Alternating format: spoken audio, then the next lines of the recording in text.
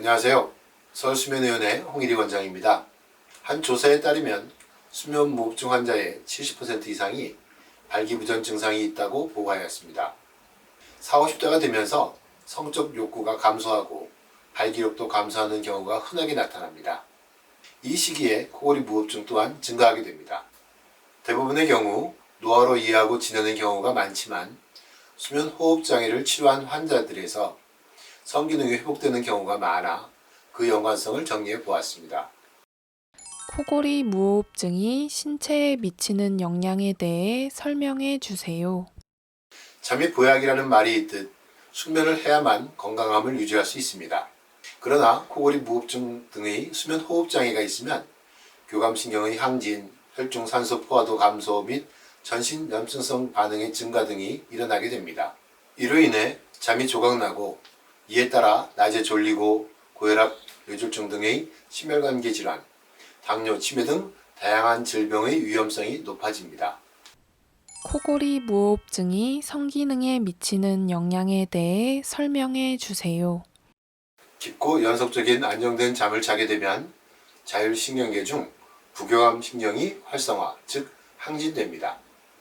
렘수면을 하는 동안 깊은 수면을 하게 되면 성기에 산소와 영양을 품고 있는 혈액이 몰리게 되어 발기 능력이 향상됩니다. 하지만 코골이 무호흡증으로 인해 숙면을 하지 못하게 되면 렘수면이 줄거나 방해를 받으면서 발기 능력이 떨어지고 아침 발기 증상도 없어지게 됩니다. 수면 질환으로 인한 남성 성기능 장애는 성역 감퇴를 일으켜 출산율 저하나 부부관계의 적신호로 이어질 수 있습니다.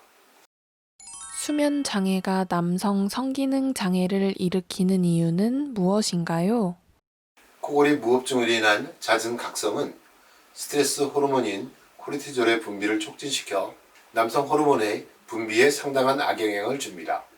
남성 호르몬은 정서와 전립선의 기능과 정자의 형성에 아주 중요한 역할을 하고 성욕과도 관련이 있습니다. 그러므로 코골이 무호흡증은 성기능 장애에 아주 부정적인 영향을 주는 것입니다. 또 다른 요인은 신체의 산소 공급의 부족입니다. 코골이와 수면 무호흡증은 자는 동안 신체 내에 산소가 부족해지게 됩니다. 이렇게 되면 남성의 음경 내 발기와 관련된 혈관 조직을 손상시키며 음경 해면체 조직의 이완을 방해해 발기부전을 발생시킵니다. 교감신경의 항진이 렘수면 활성화를 방해합니다. 잠자는 동안 정상적인 사람은 교감신경이 억제되고 부교감신경이 항진되는데 코골이 무호흡증은 교감신경을 항진시켜 자는 동안 긴장도를 높이게 되고 이로 인해 렘수면에 장애가 생겨 발기부전을 일으키게 됩니다. 또한 코골이 무호흡증은 심혈관계 질환이나 당뇨, 스트레스로 인한 우울증이 발생하기 쉬워지게 됩니다. 수면장애로 나타나는 이러한 질환들이 발기부전을 불러오는 원인이 되기도 합니다. 코골이 무호흡증 진단은 어떻게 하나요? 코골이 무호흡증을 포함한 수면장애는 남성의 성기능에 악영향을 주게 됩니다. 성기능에 이상이 있다면 노화나 피로에 의한 것으로 단정짓지 말고 적극적인 원인에 대한 진료가 필요합니다. 특히 코골이 무호흡증 같은 수면장애가 의심이 되거나 잠을 잘 못 자게 되는 경우는 수면다운 검사를 받아보시는 것이 필요합니다. 수면 무호흡증을 치료하면 성기능이 회복되나요? 수면다운 검사를 통해서 정확한 수면호흡장애 등을 진단하면 정도에 따라 수술적 치료 및 기도확장기, 양압기와 같은 치료를 통해서 개선이 가능합니다. 지금까지 여러 연구를 보면 코골이와 무호흡증을 적절히 치료하면 성기능 개선에 큰 도움이 됩니다. 실례로 양압기 치료를 꾸준히 받은 그룹에서는 오히려 코골이가 없는 그룹보다 성기능이 더 활성화되었다는 보고도 있습니다.